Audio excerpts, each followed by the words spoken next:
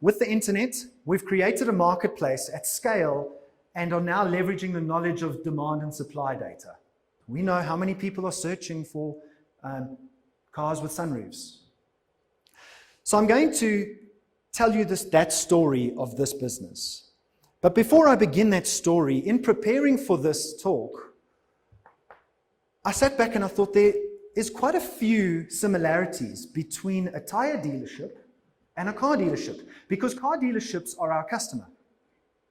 80 to 90% of our revenue comes from car dealerships. And so some of the similarities we thought about was physical locations. Car dealerships have physical locations. Tire dealerships have physical locations. We don't see car dealerships going away in the near future. And why is that? Because fulfillment still has to happen inside the car dealership. It's very difficult to buy an asset that big online. So the fulfillment part is what is keeping the car dealership around. And so we don't think it's going to go anywhere anytime soon. They sell products to consumers. Tire dealers sell products to consumers. They operate in the automotive industry. You operate in the automotive industry.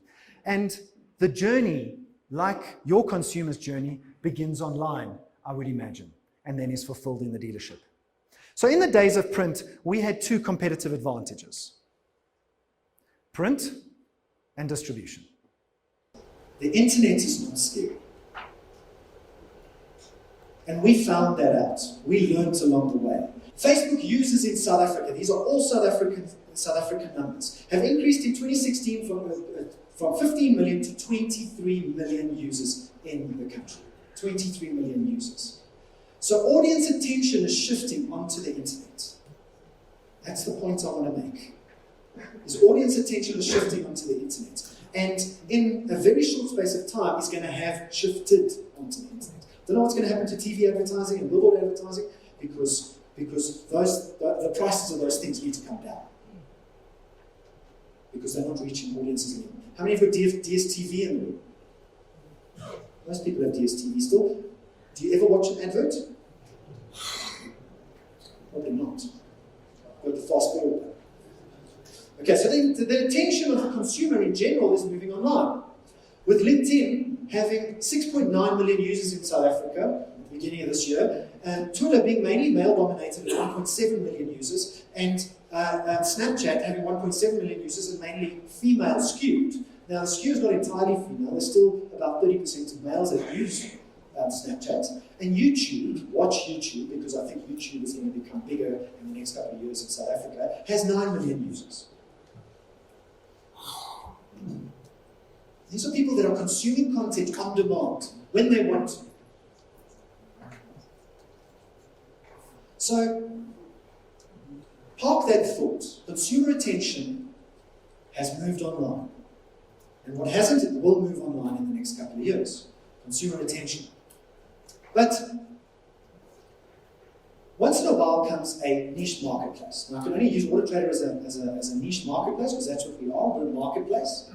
And they amass audiences. How do they amass audiences? How do we amass audiences? Is because we don't own the product that gets sold to the end consumer. It's the only reason we do it. Because there's no stock, storage, buying, selling of product. So therefore we can get to scale. And what we do as a business is we do for our car dealers what they, in the world of the internet, could or should be doing for themselves, which is content marketing. And we market directly to a shopper that's in the market to buy a car. The other thing that the internet has caused, on top of all of this, is transparency. We all know this. If you put this layer of transparency on top of the internet, you get an interesting thing happen. The internet commoditizes prices to its lowest point. That's what it does. It doesn't mean it commoditizes prices down to zero. It just means it commoditizes prices down to its lowest point. And we've seen this happen in the car market. That is a screenshot of one of our products that we have inside car dealerships. We haven't exposed yet consumer valuation and values yet. We haven't exposed it to the consumer because we first want to get our dealers speaking the right language, doing the right things, so that they continue to win. But that gray bar that you see, or the gray lines that you see, but those are all the price points of all the Hyundai Tucson 2017 models this morning in South Africa, and the mileage range. Okay, so now our car dealers can see how everyone else is pricing cars. And the internet does this with everything. Look at Take-A-Lot. How many of you have stood inside a retail store for shoes, to speak to the ladies, and comparison shop that retail store on your phone? Almost everybody must have done it, because I do it. So that's what drives the prices to the place that they should be. And you can see that all the prices of those Hyundai Tucsons have merged onto a particular line. The cars with a higher mileage are cheaper.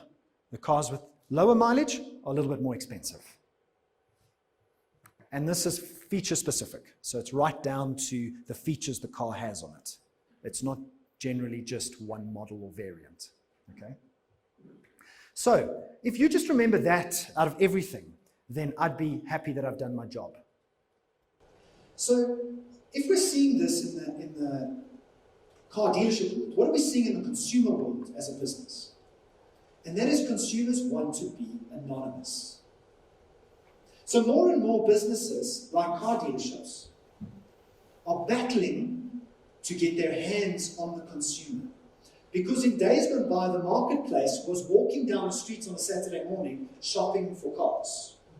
In those days, which was about 7 or 8 years ago, an average consumer would visit 5 car dealerships before they bought a car.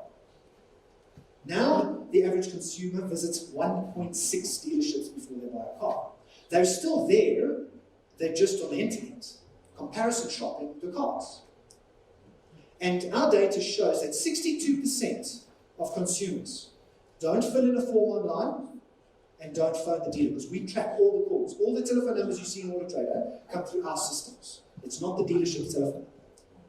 So that we can track and record those calls for the dealership. And 62% of consumers don't phone and don't email. What do? They create their shortlist of 2 or 3 cars and they go to the dealership. So they want to remain anonymous. Who's been called by an insurance salesperson in the last week?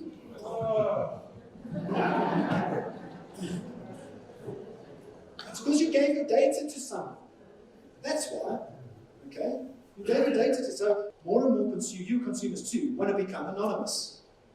So, in this world of the internet and the entire story that I just told you about AutoTrader's transition, how do you then get to the attention of the consumer? How do you get to them? Because they're anonymous. And while I get technology, like I've described to you before, I love technology, my opinion is that technology itself is not the game changer. Technology will become, if it's good at what it does, will become wallpaper in our lives. When something disappears, who drove here today? Quite a few of you. Okay. How many traffic lights did you go through that were green, and how many were red? You don't know. I don't know. And my point is that if technology is around long enough and is good enough, it disappears into our lives as becoming part of it. So the technology is not the game changer. Why? Because it can be copied and we get used to it. That's why it's not the game changer. So tech will commoditize itself over time. But the world will never ever be able to do without sales and marketing. Never. I don't envisage a world where computers do everything. And this is even more true today. Why? Because, fortunately or unfortunately, computers can't code one thing. What do you think that is? Emotion. They can't code emotion. And I instinctively understand emotion, and so do you, because you're human. And because you're human, you understand how other humans work. So besides marketing, sales, and technology, one of my other passions is psychology. I love human behavioral psychology. So I've read quite a few books in understanding why people do stupid things. And in reading and trying to understand human behavior over the years, leading teams, watching what they do, and trying to understand, I seem to have built I think it's a learned ability, because it's learnable, teachable. I seem to have built an ability to communicate. And this has led me to think differently about business. Just that simple thing, the ability to communicate. And I constantly tell car dealers, don't think of yourself as a dealership that has to market cars. Think of yourself as a marketing company that sells cars.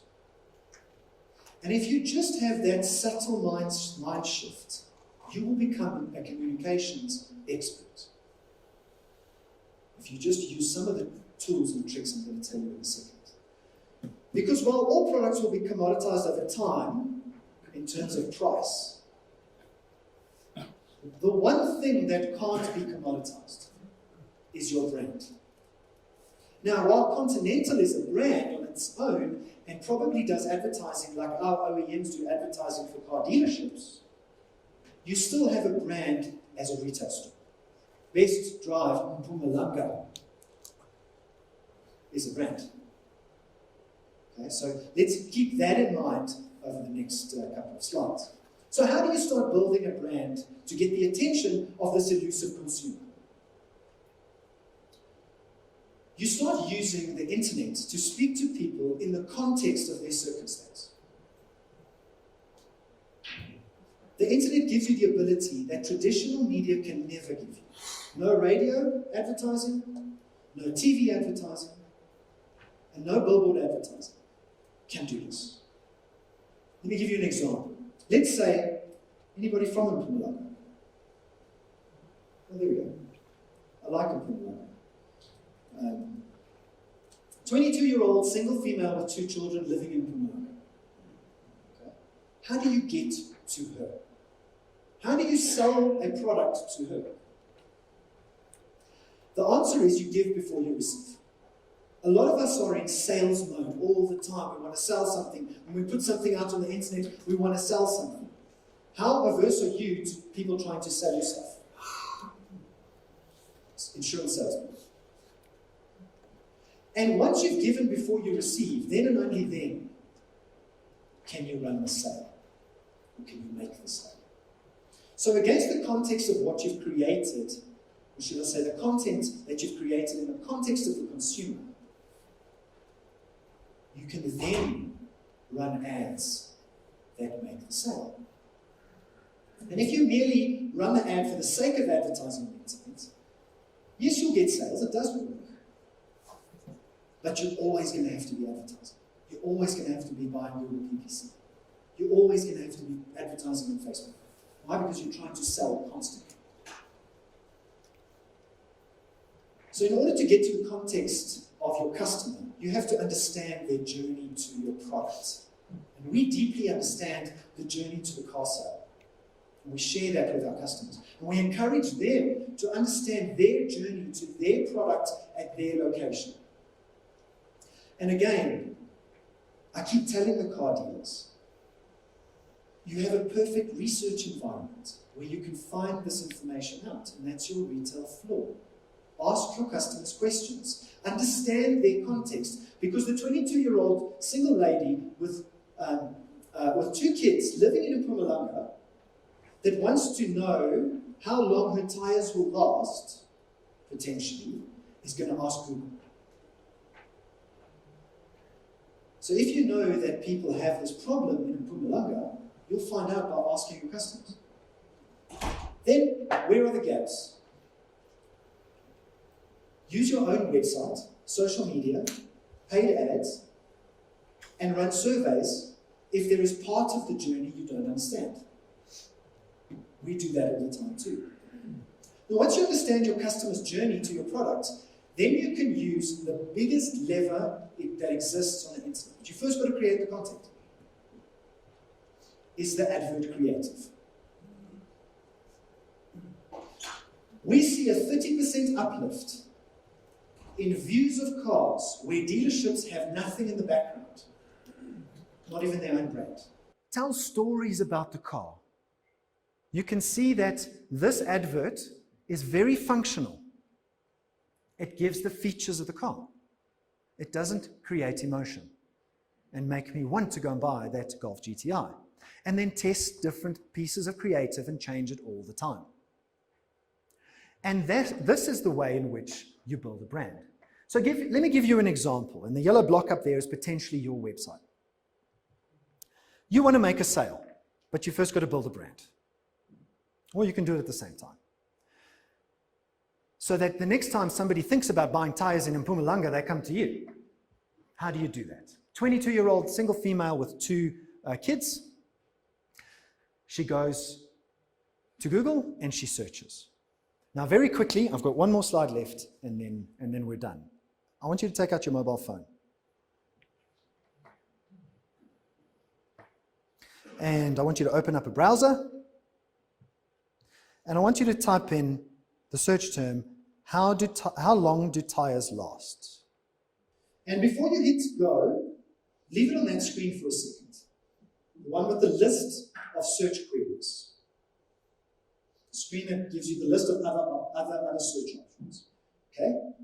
That is a list of the top 4 or 5 things that consumers are asking most in the context of that question. So that's a good way to find out where the most search string queries are. You then solve their problem by putting out a video of how to change a tire. But you put a 22-year-old female and you put the kids in the car and you show her how to change a tire. You then put that video on YouTube, or you write a piece that explains how to change a tire, but you write it in the context of a Mpumalanga living 22-year-old with 2 children. Have you ever been watching a video on YouTube and then suddenly an ad pops up that makes no sense? It's probably because you searched on Google for that thing. And Google owns YouTube.